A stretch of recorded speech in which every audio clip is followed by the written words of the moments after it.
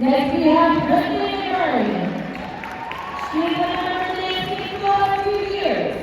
She is being supported tonight by her mother, Denise McMurray, and her father, David McMurray.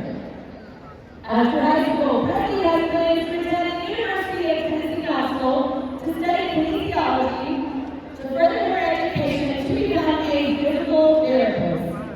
Brittany McMurray. Brittany has been on the dancing for the last 2 years. She is being supported tonight by her parents, Julie and Bill Kane. After high school, Brett has plans to go to college to study nursing. Brett Brody.